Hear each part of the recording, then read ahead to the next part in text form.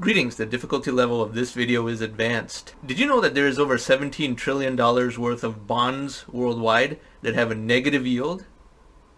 I repeat, $17 trillion worth of bonds worldwide have a negative yield. That means the buyer of the bond does not receive interest, the buyer pays interest. And that is unprecedented in the history of global finance. Now, if you look at this chart over here, you can see that this only began in 2014, but very quickly got up to 30% of all bonds have negative yield. And for the last few years, it has been between 20 and 30%, and I will show a chart later on that goes into 2021.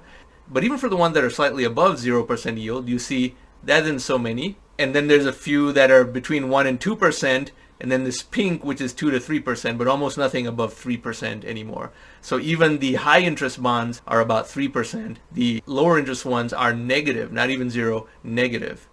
That is one of the quirks of what is happening in global finance. Now, if you've seen other videos on this channel, I say that quantitative easing, also known as money printing, has to be done permanently and has to be increasing exponentially just to counter technological deflation. And this situation with bond yield is somewhat related to that. The long-term expectation worldwide is for technological deflation that has not been declared by any central authority yet, but that is what millions of individual decisions in the bond market are pricing in. Debt instruments such as bonds are no longer considered attractive because the yield on equity is higher and there is a structural issue of deflation. And this quantitative easing just offsets deflation. Every central bank of any of the advanced economies of the world has pretty much a 0% front interest rate. In the United States, that's the Fed funds rate. And $18 trillion worth of bonds have negative yield. Negative yield.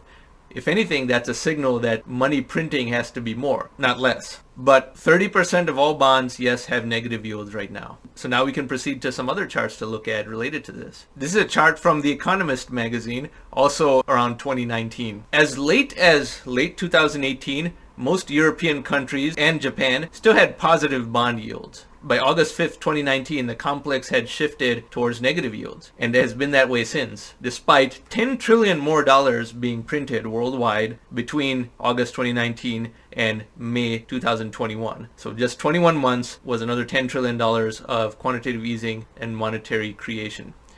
And you can see this chart of negative yielding debt in terms of dollars. Most of it is public debt in the form of sovereign bonds and other government type debt, but a little bit is now private debt as well.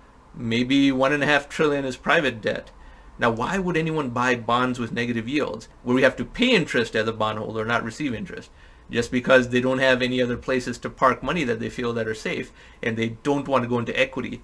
Now, this is a historic and structural change in the economy towards an era of higher economic growth, which we've talked about in other videos over here. The rate of economic growth accelerates exponentially, and there's a greater and greater premium on being in equities, and bonds as an instrument are just going to be rendered obsolete, at least at the sovereign level. There will still be subnational bonds like at state and city levels, as well as corporate bonds, but sovereign debt is functionally going to be an obsolete thing because monetization of government spending under the atom plan, not modern monetary theory, that is still low-tech thinking, under the atom plan of exponential technological deflation being matched by exponential QE, the market is already signaling that is the only way out, and that is also a good thing. We're entering an era of exponential monetary creation where wealth can be created without creating inflation to a much greater degree than was ever possible before. But when $18 trillion worth of bonds worldwide have a negative yield, and there's several trillion more that have a yield barely above zero, ultimately there isn't that much of a difference between a yield of plus 0.1% and minus 0.1%. You can see without a doubt the structural and historic transformation of the economy that is occurring to transition to a high-tech age, an age of technological deflation and exponential QE. And now we look at one more chart as well. Lest you are unsatisfied with those charts ending in 2019, because that's when there was a lot of media activity around this negative yield situation, this has continued into late 2020, early 2021. $17 trillion worth of bonds with negative yield. Remember, it was zero until 2014. Now it's 17 trillion. In 2021, it's edged up to 18 trillion.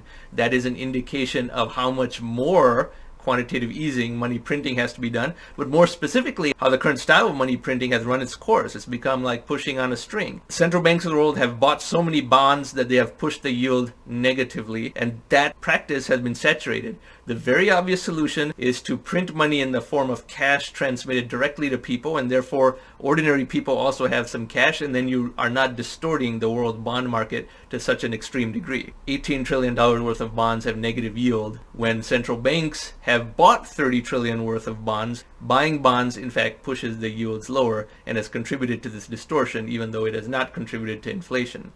Now, this is a complicated topic and it's hard to cover in these brief videos, but I did want everyone to realize that now $18 trillion worth of bonds in the world have negative yields when until 2014 that number was zero, and how that is in fact connected to my broader theme of exponential technological deflation, consuming quantitative easing, and therefore mandating perpetual and rising amounts of money printing from the central banks of the world. We will examine this topic from other directions as well in upcoming videos, but I hope you found this interesting.